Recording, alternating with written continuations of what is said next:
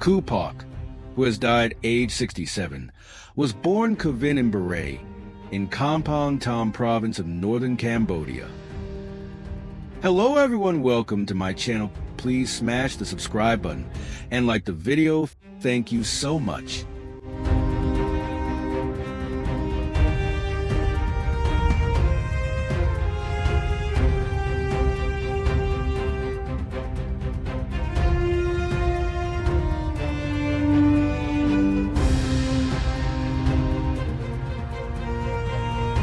Pauk, who has died age 67, was born Kavin in Beret, in Kampong Tom province of northern Cambodia.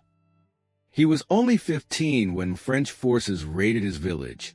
He fled to join communist-led independence fighters.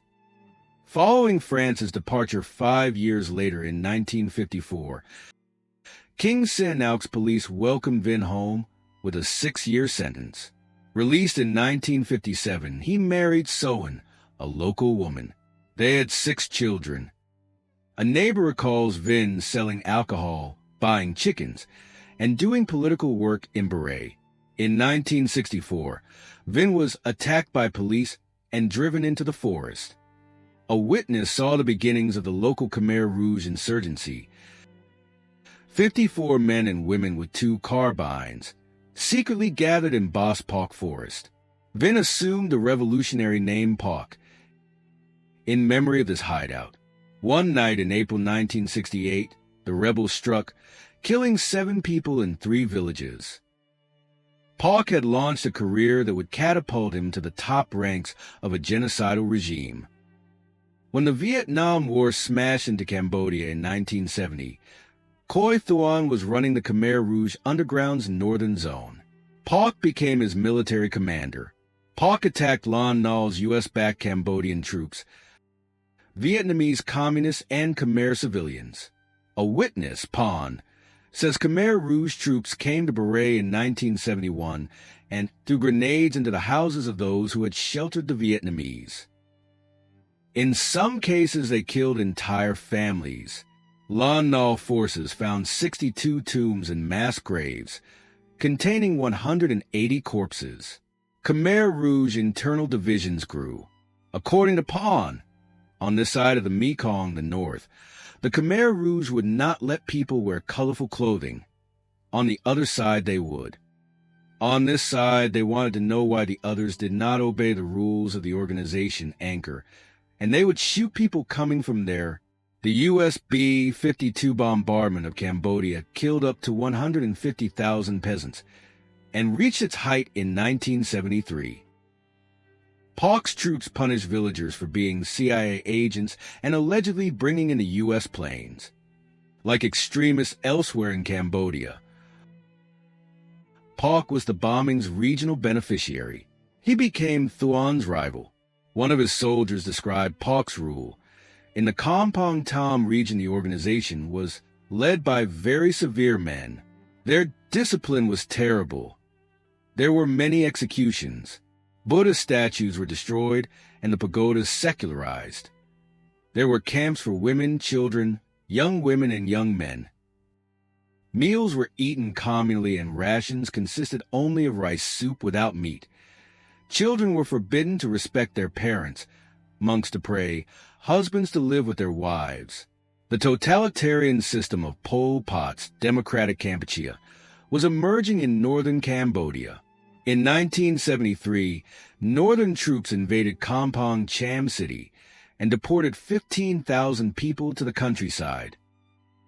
Early the next year, Pauk's units were redeployed against Phnom Penh and the former royal capital, Odong. Thousands of peasants took the chance to flee to the Lon Nol-held town of Kampong Tom.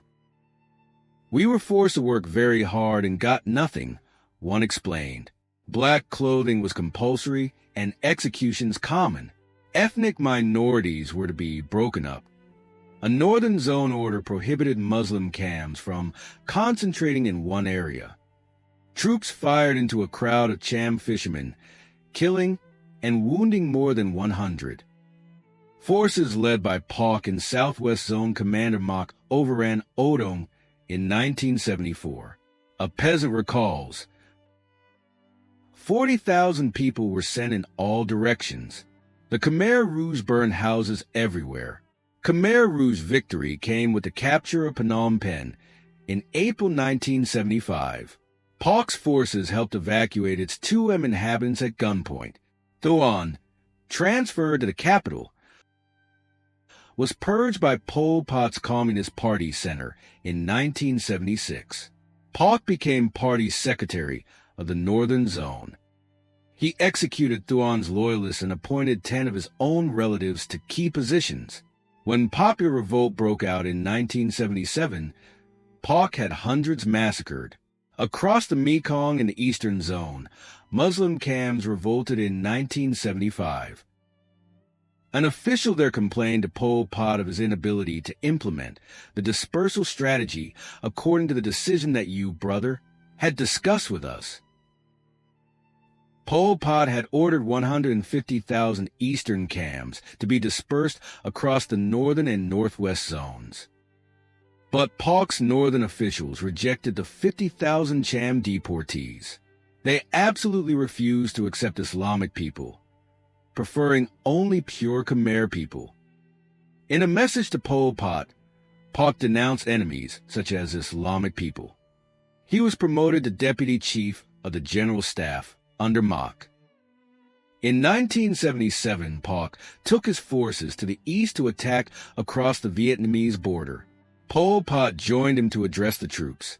Each Cambodian is to kill 30 Vietnamese to take southern Vietnam, but internal rivals came first. In May 1978, in concert with Moc's forces and Pol Pot center units, Pauk's northern troops began slaughtering the suspect Eastern Zone administration and population. In the largest mass murder in Cambodian history, they murdered more than 100,000 Easterners in late 1978. Vietnam's January 1979 invasion ended the genocide. The Khmer Rouge remnants fled to the Thai border. In 1996, Pol Pot's former deputy, Lung Sari, defected to Hun Sen's Cambodian government for a pardon. Fearing more defections, Pol Pot murdered Sun Sun, his security chief. Pot's last loyalists drove their trucks over the bodies of their final victims, Sun Sen's entire family. Moc turned and arrested Pol Pot then. In 1998, Pauk mutinied against Moc, defecting to the government. As the factions slugged it out, Pol Pot died in his sleep. Cambodian officials captured Moc the next year. He is awaiting trial. Like Pol Pot and Sun Sen, Pauk escaped justice, but they all lived to savor defeat.